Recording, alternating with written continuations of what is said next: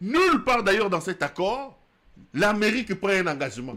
L'accord stipule dans un article que les pays non signataires de cet accord n'ont aucune responsabilité. Donc l'Amérique n'a aucune responsabilité. Ngele Kawabolumbu dit dans les discours que j'ai de vous diffuser, il dit que cet accord est historique. Cet accord est un tournant décisif. Il dit que l'accord est un acquis des promesses de paix. Je mets un point. L'accord est historique. C'est un tournant décisif dans l'histoire du pays. L'accord est un acquis des promesses de paix. Point. Je rappelle ici que nous sommes le 30 juin. Dans une journée particulière où nos aïeux, nos pères fondateurs se sont battus devant un colon plus puissant, plus armé, plus organisé, plus fort que le Rwanda pour avoir cette indépendance. Et rappelez-vous du discours improvisé de Lumumba, qui, alors qu'il n'était pas prévu dans les protocoles, s'est improvisé en disant « L'indépendance que nous avons aujourd'hui n'est pas un cadeau. Nous l'avons acquis au prix d'énormes sacrifices, au prix du sang. » Lumumba, pour parler de cette indépendance, il a évoqué les sacrifices que le Congo a fait.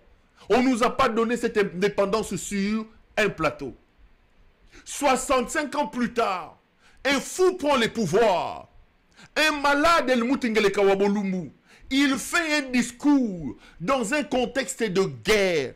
Au lieu de galvaniser le peuple, de faire un discours pour montrer la grandeur de ce peuple, pour appeler le peuple à la résilience comme au temps de l'indépendance, non, lui, commandant suprême, chargé de lutter pour notre sécurité, il vient nous dire, dans un discours tenu le 30 juin, qu'un accord que lui vient de signer, un accord flou, est une promesse de paix. Chers compatriotes, votre président parle à l'occasion d'une indépendance acquise au prix des sacrifices, alors que lui a fait aliéner le pays, il a fait enchaîner le pays. Il vous dit que pour vous, pour retrouver la paix, non, vous ne devez pas vous battre. Lui ne se bat pas, mais c'est une promesse de paix. Aujourd'hui, notre paix est une question de promesses. Notre paix n'est plus une question de résilience, des sacrifices, des efforts que nous fournissons, d'une structuration, d'une organisation de notre armée.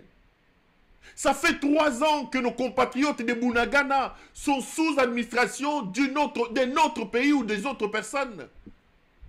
Ça fait 3 ans que ces compatriotes n'ont rien à voir avec Kinshasa.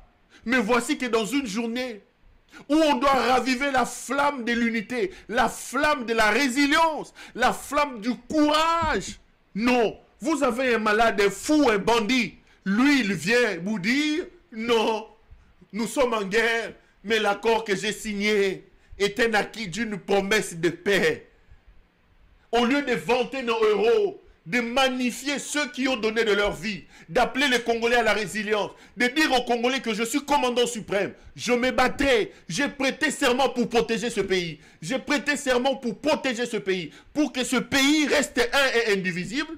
Non, les fous, Ngele Kawabolumbu, et dans un contexte du 30 juin, un contexte d'indépendance, il vient vous dire que votre paix est désormais tributaire à une promesse de paix. Mutoyo azaya koloka. Mutoyo azaya koloka. Mutoyo azaya koloka. Bon ça la to plaqué au sol. Nabatuba comme la ke discours. Nabatuba donc discours ba langwe masanga ba fandi ba meli ba langwe ba relire le discours te ba comprendre le contexte te ba comprendre fond nango te ba comprendre l'autre côté on lui écrit à Silisi Kindumba à langwe lotoko à la ye à Zuma Budi à Fandi à bandiko tanga biloko yazo comprendre te. Il est commandant suprême des FARDC. C'est lui le garant de l'unité nationale. C'est lui qui enclenche les fonctions régaliennes de l'État. Il a prêté serment de nous protéger. Il a prêté serment de protéger l'intégrité territoriale, de se battre pour la souveraineté de notre pays. Dans une journée particulière, réservée à la date du 30 juin, il vient nous dire, nous, Congolais, qu'aujourd'hui, notre paix dépend d'un accord qui est une promesse de paix. Cet accord n'est même pas la paix, mais c'était une promesse de paix. Ce type, c'était un fou. Un fou. C'est un fou qui est à la tête de votre pays. Je vous le dirai comment, les amis. C'est-à-dire qu'à un moment donné, est-ce que comme il a qu'à se rendre compte qu'il est président de la République, au lieu de galvaniser ce peuple, de donner un message d'espoir, de vanter les exploits de nos aïeux, de nos pères fondateurs, qui ont vu leur maître coupé, leur bras être coupés, contre fusil, contre ceci, ils se sont battus, ils se sont levés. Au lieu de lever le peuple, il demande à son peuple de regarder un accord flou là-bas.